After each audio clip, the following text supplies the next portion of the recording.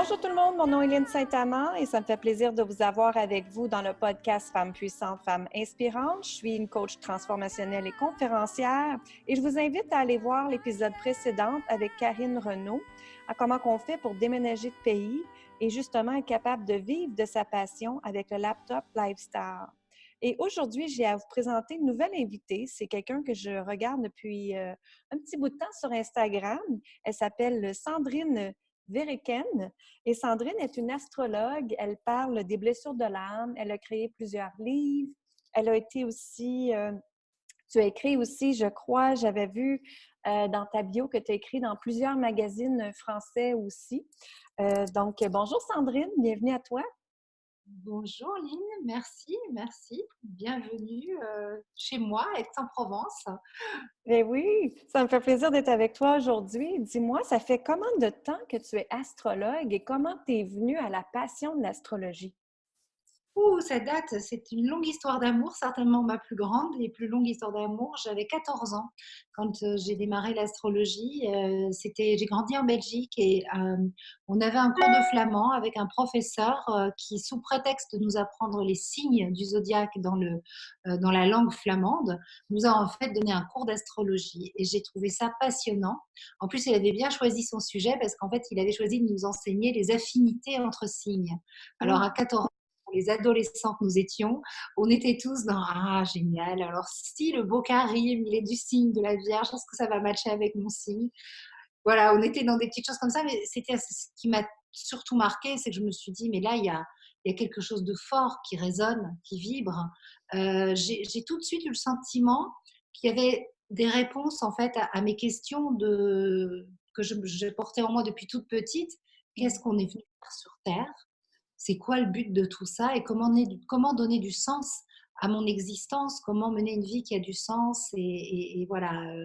Euh, ça m'apportait des réponses quasiment divines et sacrées en fait. Je les nommais pas comme ça à l'époque, mais aujourd'hui je peux dire que c'était ça.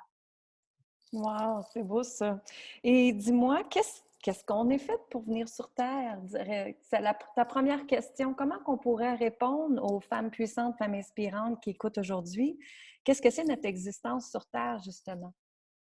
Je pense que c'est vraiment personnel et je vais répondre avec mon cœur et le plus d'humilité possible parce que j'ai pas de réponse absolue, hein. C'est Mhm. vraiment un partage de cœur à cœur, d'âme à âme. Il me semble que nous sommes venus sur Terre pour apprendre, pour évoluer et pour co-créer notre vie en fait avec l'univers, avec le cosmos, pour voilà vivre, nous engager pleinement envers la vie que nous sommes, la vie qui est nous et qui nous traverse, bien sûr être heureux et, euh, et pouvoir s'offrir le plus de possibilités de créer, d'avoir des expériences, de vivre des expériences créatives en fait. Voilà, d'être traversé par les élans de la vie et d'être curieux et d'apprendre. Voilà, il me semble que c'est le sens profond de notre venue sur Terre. Je pense qu'on pourrait dire plein de choses, mais en tout cas, moi, c'est ce qui me vient là maintenant. Ah, mais ça me fait plaisir de partager ça parce que justement, moi aussi, j'ai la même vision comme tu viens de dire et c'est pour ça que je voulais t'interviewer aujourd'hui, justement, qu'on est fait ici pour apprendre, hein, et que tout est Mm. parfait dans le fond dans la vie, comme tu dis. Et c'est nous qui est responsable de créer notre vie comme on le désire, justement. Oui, oui, Donc, tout à fait. Je le ressens profondément. C'est ce que je partage le plus possible dans mon journal d'astrologie, sur les réseaux, voilà, sur ma chaîne YouTube. J'ai vraiment à cœur de partager cette astrologie vivante qui n'est pas du tout une astrologie conditionnelle où voilà, tout serait écrit à l'avance en fait. Je pense mhm. sincèrement on a la possibilité de co-créer avec l'univers, avec les étoiles, avec le cosmos, en suivant le flot, et que les planètes, en fait, euh, elles sont des vibrations, tout est vibration dans l'univers, et qu'on peut entendre les messages de l'univers, de se dire, bah, tiens, en ce moment, je suis accompagnée par un transit de Saturne.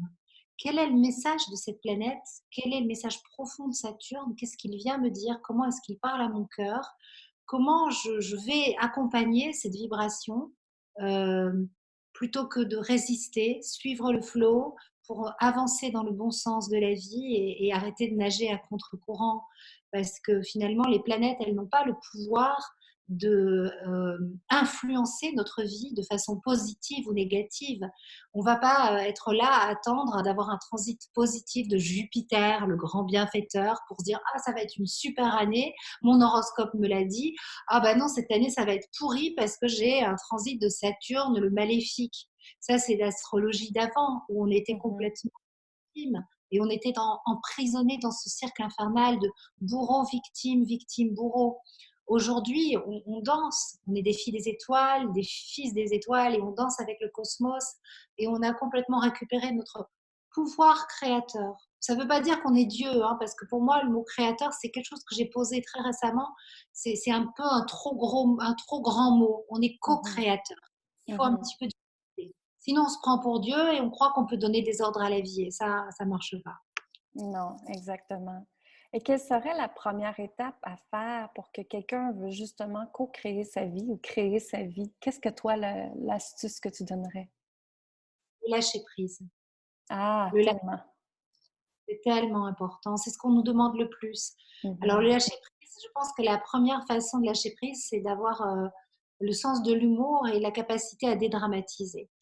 Pour moi, ça, c'est un enseignement qui m'a été transmis au travers du livre de Annie Marquier, qui est québécoise.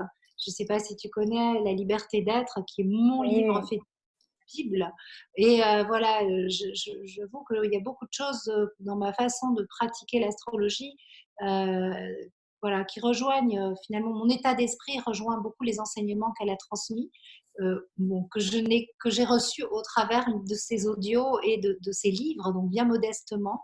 Mais pour moi, voilà, le lâcher prise, c'est une capacité de distanciation et ça passe par une dédramatisation et on va mettre un petit peu d'humour en fait parce qu'on est venu sur Terre pour apprendre, pour évoluer et puis on joue un rôle, on joue le grand jeu de la vie et comprendre que les personnes en face de nous sont des acteurs à qui on donne la réplique et Hmm. permettent, qu'ils nous permettent justement de d'apprendre ce qu'on est venu apprendre. C'est des contrats d'âme. Et donc tout ça, il faut le prendre avec beaucoup de légèreté. Ça ne veut pas dire qu'il faut dédramatiser en se disant bon, je m'en fous. C'est pas dans ce sens-là. C'est même le lâcher prise. C'est pas bon, je laisse faire. C'est dynamique le lâcher prise. Une acceptation profonde en fait de ce qui est. C'est cesser de résister, pas vouloir Mhm. s'acharner. Exact. Et j'ai vu que tu partageais beaucoup dans tes vidéos l'énergie masculine, l'énergie féminine et tout ça. Puis moi, je travaille beaucoup avec l'œuf de Yoni, avec mes clientes sur le féminin sacré et tout ça. Et c'est justement quand j'ai intégré l'œuf de Yoni dans ma vie que j'ai fait un lâcher-prise. Un lâcher-prise énorme sur plein, plein, plein de choses et même, je dirais presque sur tout. Tellement que je suis dans l'accueil, comme tu viens de dire, l'accueil sur la vie, l'accueil de la synchronicité, l'accueil de l'univers, de qu'est-ce que l'univers a envoyé pour moi. Je suis juste dans le lâcher-prise de justement comment faire les choses. Je suis plus dans le service de faire les choses. Et tu as Oui. tellement raison, le lâcher-prise est la première chose à faire. Oui, oui. Et ce qui nous permet ensuite cet accueil, quand tu accueilles cette œuvre de créativité en fait à l'intérieur de toi, Oui. euh, et puis bon, avec toutes les énergies, j'imagine, de la pierre, enfin bon, c'est vibratoire, c'est très très beau. Oui. Et dans cet accueil, cet abandon, ça nous met dans un état de service. Et Mhm. quand on est dans un état de service, on est complètement relié à la force de notre âme. Hein, c'est le cœur, voilà, on fait ça juste parce que c'est bon de le faire en fait. On ne le fait pas Absolument. dans un calculé, on le fait parce que c'est une Mhm. évidence. Et c'est là qu'on reçoit et qu'on récolte et qu'on vit et on crée l'abondance. Oui, tellement, tellement. Sur toutes les sphères de la vie, c'est vraiment ça, moi, qui se passe. Ça fait 7, 8 mois que je l'intègre dans ma vie et je l'enseigne, je le partage. J'ai même créé une formation en ligne et je vois le développement de toutes ces femmes-là qui deviennent, wow, qui passent de superwoman à juste être et être dans l'accueil, justement, faire le lâcher-prise et être qui ils sont, puis ils n'ont plus peur de qui ils sont. Puis ils ont aussi je ne sais pas si tu as le terme, il se fout de ce que la société lui dit de faire.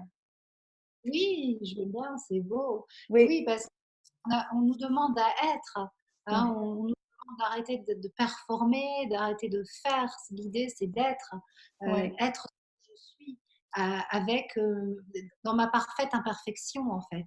On nous absolument. demande c'est retrouver finalement cette énergie cyclique, lunaire, féminine, ronde, et non solaire, linéaire et performante en fait, hein. C'est vraiment l'énergie du féminin sacré qui est tout en douceur, tout en accueil, tout en bienveillance, en non-jugement, en observation, un rythme plus doux aussi, Ah hein, oui. ce rythme plus doux, respectueux de nos cycles. C'est vrai que nous les femmes, à chaque fois que nous avons nos règles, nos lunes, nous nous régénérons complètement. Donc nous vivons à mourir et renaître tous les 28-29 jours, enfin, si notre cycle est régulier. Mhm. Mais on peut aussi s'harmoniser avec ce cycle en suivant le cycle de la lune, tout simplement. La lune, enfin, les pleines lunes, chaque lunaison est porteuse d'un langage, d'une énergie particulière qui, si on les suit, si on prend le temps d'écouter ce que vient nous dire, ben là, on est à la veille d'une pleine lune importante, avec un portail d'évolution important. Prendre un moment pour soi, ou dans un cercle de sororité, ou juste pour soi, pour écrire nos vœux de pleine lune, pour prendre le temps de regarder une vidéo qui parle de la pleine lune. Je dis pas forcément les miennes, il y en a plein qui sont super. Mais pour se Mhm. mettre en reliance avec ça, c'est se remettre en reliance avec la magie des étoiles, la magie de l'univers et du cosmos. Et c'est prendre vraiment la dimension sacrée d'existence. Et c'est déjà se mettre dans ce rythme, se relier à notre propre rythme. Ce rythme finalement, qui nous montre que, beh, la vie, elle est pas linéaire, c'est une roue d'évolution et on avance en spirale. Et rien que ça nous amène tellement de douceur, tellement de sagesse, parce qu'on Mhm. a de croire que voilà, il faut qu'on atteigne un but en fait. Non, c'est circulaire. Je trouve ça très, très intéressant avec la Lune. Moi aussi, j'ai commencé à faire des manifestations avec la Lune, des méditations avec la Lune. Puis en plus, on met l'œuf de Yoni en même temps quand on fait nos méditations. Et mon Dieu, ce que l'on manifeste, c'est fois trois l'énergie et c'est la vitesse, c'est fois trois aussi, je dirais, tellement que c'est extraordinaire de voir ce qui se passe là. Parle-nous plus de pleine lune, de lune. Comment les gens peuvent créer leur vie avec la lune? Puis tu as un beau livre que tu as créé aussi avec ça, si tu veux en parler. Alors en fait, mon livre, je peux montrer? Oui, Là? vas-y. Voilà. Donc si vous bon, je sais que j'ai reçu des messages de personnes qui sont au Québec qui me demandaient est-ce qu'on peut le commander. Vous pouvez le commander sur les plateformes en fait, hein, sur, la Fnac, Amazon, Cultura, enfin sur des sites internet et sur mon site. Ma sœur, elle le livre. Alors bien sûr, on a des petits frais, hein, parce que moi je suis petite société, mais voilà, ma sœur le Mhm, livre et on rate cadeau puisque on peut pas concurrencer les gros trucs donc voilà. Mon livre «Créer sa vie en 12 lunes». En fait, je suis partie vraiment, sur la base d'un programme que j'ai co-créé avec une amie qui s'appelle Valérie Tartera, qui est praticienne en épigénétique. Et en fait, il y a 2 ans de cela, on a posé un coaching, un astro-coaching qui s'appelait Abondance lunaire. Et l'idée, c'était vraiment de se relier à chaque fois que le soleil rentre dans un signe, à l'énergie du signe, à l'esprit de la saison zodiacale qui nous permet en fait de réactiver un talent inné du féminin afin de vivre complètement notre vie de femme en équilibre, tant dans notre réalisation socio-professionnelle extérieure que notre rôle de maman, si l'on est maman, que mhm, notre réalisation personnelle, spirituelle, et puis aussi, bien sûr, notre vie de femme sexuée, de femme amoureuse. Et donc, en fait, aujourd'hui, cet équilibre, c'est la quintessence de notre être, et c'est ce qui est certainement le plus difficile à trouver. Euh, pour les femmes modernes que nous sommes et qui sommes encore en train de combattre, voilà, essayer de tout mener de front.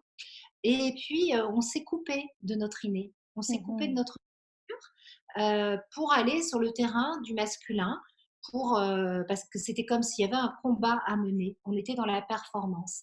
Et donc, en fait, faire ce chemin de retour vers l'inné du féminin sans abdiquer finalement de tous les acquis qui nous permettent d'être une femme moderne, donc pouvoir nous réaliser autant à l'intérieur qu'à l'extérieur, ben, c'est ce que je propose d'en créer sa vie en 12 lunes, en connectant à chaque fois que le soleil rentre dans un signe et à chaque nouvelle lune et pleine lune, on va connecter un talent inné du féminin. Donc, on peut dire qu'on commence, par exemple, ce travail-là, maintenant, avec la phase zodiacale du Sagittaire. Et là, on va à la rencontre de la femme passionnée. Parce que une femme passionnée, c'est celle qui s'engage envers sa vie, c'est une femme qui est complètement vivante, vibrante, euh, et qui se laisse traverser par les élans de la vie. Et l'énergie du Sagittaire nous permet complètement de contacter ça. Pourquoi? Parce que juste avant le Sagittaire, on a vécu la mort symbolique, mais la mort du Scorpion, qui nous a mis à nu et qui nous a dépouillés de tous nos personnages et de tout ce que nous ne sommes pas vraiment. Et donc après la phase Scorpion, qui est un profond nettoyage, eh bien, on est frais, on est neuf et on peut œuvrer pour le collectif, parce qu'on est dans le second hémicycle du zodiaque, donc pour lui grand que soit, avec tout l'élan et l'enthousiasme du Sagittaire, qui est un signe double, donc un signe relié à la terre, par la partie centaure, animale, et au ciel, en décochant sa flèche. Donc, on peut complètement euh, pénétrer le monde avec la puissance et la force et la beauté de notre âme. Et c'est ça, être une femme passionnée. Donc ça s'adresse bien sûr aux femmes et aux hommes, hein, mais voilà, le livre est dans une collection qui s'appelle Rituels de femmes. Et ensuite, on va vivre tout un tas de rituels et d'expériences. Et c'est ce que je propose dans ce livre. C'est des rituels de connexion à cette énergie de femme passionnée. Et puis ensuite, on va avec le solstice d'hiver, Yule, la fête de Yule, une fête païenne sacrée où on accueille le soleil en Capricorne, euh, aller dans le silence et la blancheur de l'hiver, et on va aller à la rencontre d'une femme qui est une sage.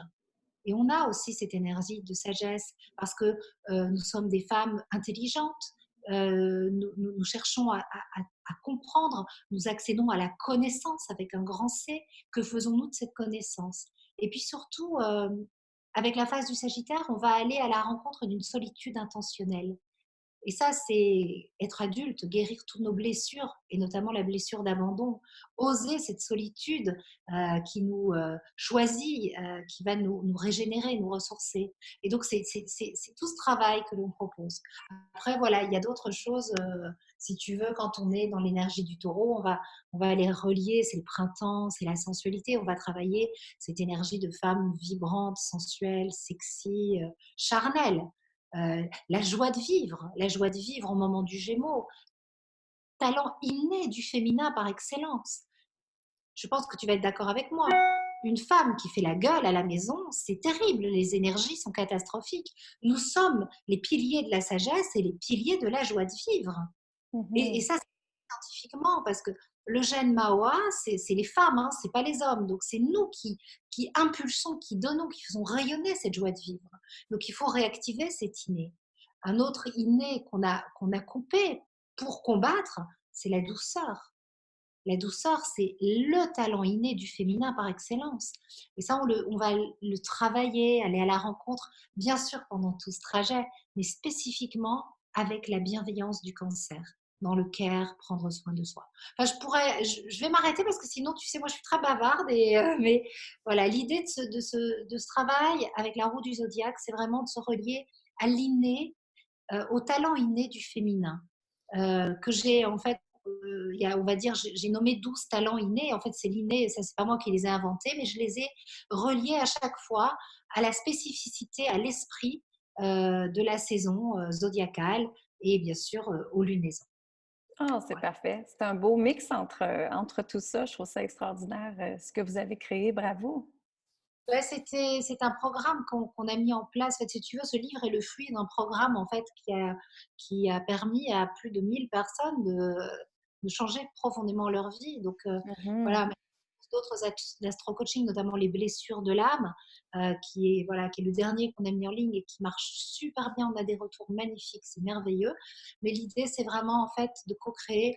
Et chaque fois, on mélange en fait, si tu veux, sa connaissance en pratique épigénétique, dans les thérapies brèves, et moi, ma symbolique astrologique. Et on réunit le symbolique et le vivant pour pouvoir co-créer quelque chose de neuf autour de ça, en fait. C'est super. C'est vraiment super. C'est une bonne fusion entre vous deux, vos deux zones de passion, justement, vos deux zones de génie. Hein? C'est ce qui fait que ça fait différent, puis c'est juste wow à ce moment-là. Oui, bien, bravo à toi. Je trouve ça extraordinaire ce que tu as créé. As-tu autre chose que tu voulais partager, que ça te tentait de partager aux femmes? Ben, faites-vous confiance, Mm. soyez douce et bienveillante, aimez-vous profondément telle que vous êtes, déposez les armes. La vie n'est pas un combat. Surtout si on vous a transmis et appris, on est encore nombreuses comme ça à être un peu Amazon dans nos comportements. C'est-à-dire que le message transmis et appris, hein, pour les femmes de notre génération, c'est que l'homme est dangereux, voire inutile. Et Mm. ça, si on croit ça, eh ben forcément la vie est un combat. On se lève le matin, on enfile une armure, on part à la guerre, parce que au fond de nous, même s'il y a un homme à nos côtés, on ne compte pas sur lui. Et ça nous épuise. L'homme et la femme Mhm. sont faits pour être complémentaires. Maintenant, si vous vivez dans une relation où vous avez l'impression d'avoir quelqu'un qui n'est vraiment pas dans son armure de beau guerrier majestueux et sur qui vous pouvez compter, et vous avez l'impression que tout repose sur vos épaules, sachez que même inconsciemment, quand de cerveau à cerveau, vous êtes dans le reproche, inconsciemment, vous lui coupez les couilles. C'est nous, Mm. hein, je sais pas l'expression, mais on est les initiatrices. Et donc, déposer les armes, recontacter notre douceur pour avoir un merveilleux guerrier de lumière à côté de nous, un chasseur, un homme dans ses atouts, dans la complémentarité. C'est le plus beau travail que l'on puisse faire. Mais il faut aussi pour cela ne pas avoir peur des atouts de l'homme. Et les atouts innés de l'homme nous font beaucoup peur à nous les femmes et on a tendance à tout faire pour les inhiber. Pourquoi? Parce qu'en fait, ils sont associés à la violence. Par exemple, la force physique, c'est un atout inné du masculin. Mais ça, si la force physique a été synonyme de contrainte, notamment par des violences physiques, du viol, et on est porteuse de mémoire comme ça, on va pas, on va pas aller, on va pas accepter. Donc, on va inconsciemment faire en sorte d'éloigner cette puissance masculine pour la récupérer pour nous. Mais ça nous épuise. Ça Mhm. nous épuise. Alors attention, ça ne veut pas dire qu'on ne peut pas être, hein, quand on est par exemple dans l'énergie yang de la phase du bélier, on va cibler un objectif, et tel Artémis, voilà, s'élancer pour se réaliser à l'extérieur. Hein, je ne veux pas nous renvoyer à la maison, femmes soumises, c'est pas ça. Mais ne nous épuisons pas à aller récupérer l'inné du masculin qui en fait crée des maux physiques extrêmes. Hein, et puis prenons conscience en tant que femmes que quand nous allons chasser sur les terres qui ne sont pas les nôtres, euh, nous ne laissons plus de place à cette beauté, à cette complémentarité du masculin qui est tellement mais richement complémentaire dès qu'on dépose les armes. Et d'une façon ou d'une autre, moi c'est le jour où j'ai déposé les armes que j'ai pu faire entrer ce que l'homme, mon complément, mon compagnon à qui je donne la réplique et qui me donne la réplique d'évolution sur Terre est entré dans ses atouts innés et j'ai vraiment senti la richesse et la force de ses complémentarités. Et, et sincèrement, tout ce que je peux transmettre et proposer aujourd'hui au travers de mon travail, c'est parce que je suis complètement dans mon féminin, supportée par un masculin intérieur et Mhm. extérieur, avec lequel j'ai complètement fait la paix. Voilà, ça c'est vraiment le message le plus bon, qui est très important en fait, hein, c'est guérir cette blessure du féminin et blessure du masculin. Mais nous sommes en chemin sur cela. C'est ce que Oui, l'ère du vin nous propose, hein. Cette fraternité en fait, hein, cette fraternité, c'est bien sûr couple, sexué, femme, mais cette solidarité profonde, cette fraternité, reconnaître en l'autre un frère, une sœur d'évolution. absolument. Absolument. C'est comme tu dis, moi j'ai été déjà mariée avant, puis j'ai déjà été millionnaire dans ce mariage-là et j'ai tout perdu du jour au lendemain quand j'ai demandé le divorce parce que c'était aux États-Unis, puis je ne pouvais pas prouver des choses qui se passaient, beaucoup de choses étaient arrivées. Et j'ai eu de profondes blessures, bien sûr, avec tout ça. Mais là, je suis rendue à mon deuxième mariage et justement, il a fallu que je retravaille moi, mes blessures à moi, ma blessure d'abandon, comme tu viens de dire, la trahison avec l'argent et tout ça. Et ensuite, d'être capable d'aller chercher un homme pour moi, que j'avais mis des valeurs de respect, de protection, de sécurité. Ça, c'était très important pour moi. Et justement, quand je recherchais un homme, j'avais mon radar et je faisais, est-ce qu'il va m'apporter de la sécurité, de la protection, du respect? Oui ou non? Puis quand ça disait non, c'était tout de suite, non, ça marche pas. Puis quand c'était autre que je voyais, que je trouvais que peut-être qu'il y avait un potentiel, OK, parfait, là, j'allais explorer dans ça. Tu sais, c'est important de le faire. Puis comme tu dis, de faire la fusion entre le couple, l'énergie masculine, féminin, et, euh, et de laisser l'homme prendre sa place dans le couple aussi. Justement, moi, Oui. quand j'étais dans l'énergie masculine avant, dans d'autres relations, que c'était go, go, go, que c'était moi qui gérais tout dans la maison, que c'était moi qui gérais même les finances et tout ça, c'était pas un couple harmonieux. Bien sûr, il n'y avait pas de complémentarité. Et puis, si tu veux, quand on fonctionne comme ça, on est des mères toutes puissantes. Et en fait, on a en face de nous ou un frère, ou un enfant, ou un grand adolescent qui nous agace. Mhm. Et il ne peut pas y avoir de désir et d'attraction entre les membres d'une même famille. Hein. Moi, je ne peux pas désirer, voilà, si tout d'un coup mon homme devient à mes yeux un grand enfant, je peux pas vibrer. Hein. On a quand même, voilà, l'attraction, c'est entre adultes. Hein, et donc, voilà, il faut cette vibration. Maintenant, tout ça, ce sont des contrats d'âme aussi. Hein. C'est des contrats, Absolument. souvent, voilà, c'est ton premier mariage, c'était certainement un merveilleux contrat d'âme pour pouvoir apprendre et grandir, lâcher des choses au travers du dépouillement et guérir ta blessure de trahison. Hein. Mhm. Il y a aussi, c'est bien de prendre aussi, de mettre cette perspective, si tu veux, un peu karmique, et de voir que toutes les personnes qui rentrent dans notre vie, voilà, sont pas là par hasard, qu'on était là-haut, qu'on s'est dit, bon alors viens, on va aller vivre une petite expérience, toi et moi, tu vas voir.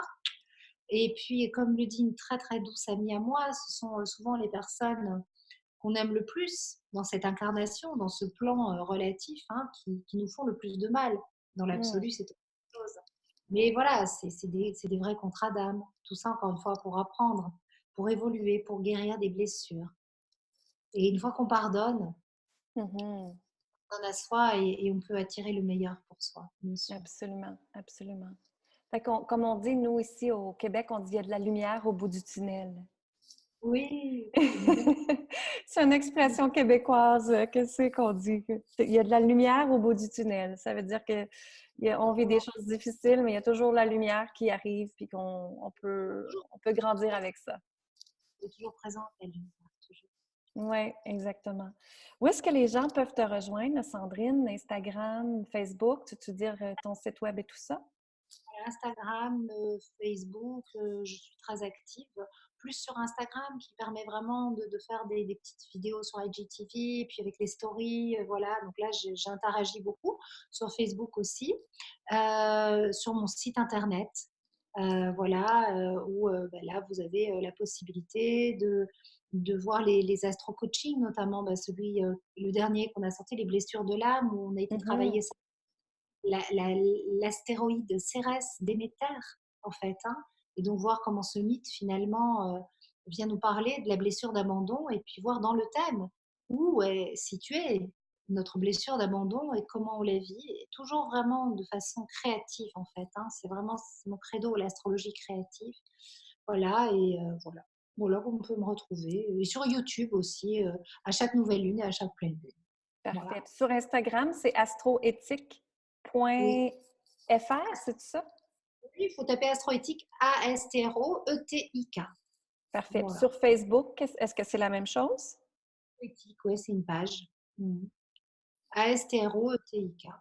Parfait. Puis ton site web, parce que je pense que c'est différent. www.astroéthique.fr. OK, parfait. C'est bon. Donc, Super. si vous cherchez le nom de famille de Sandrine, c'est Sandrine Vérekin, parce que moi, je cherchais partout. Alors, Verriken, c'est un nom belge flamand.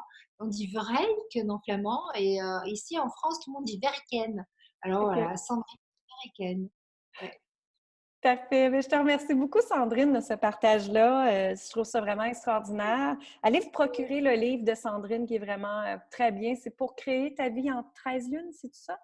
12 lunes. En 12 lunes. Pour créer sa vie en 12 lunes. Donc, vous pouvez La aller collection le... femme au courrier du livre. Parfait. Alors, allez vous le procurer, je vous le suggère fortement.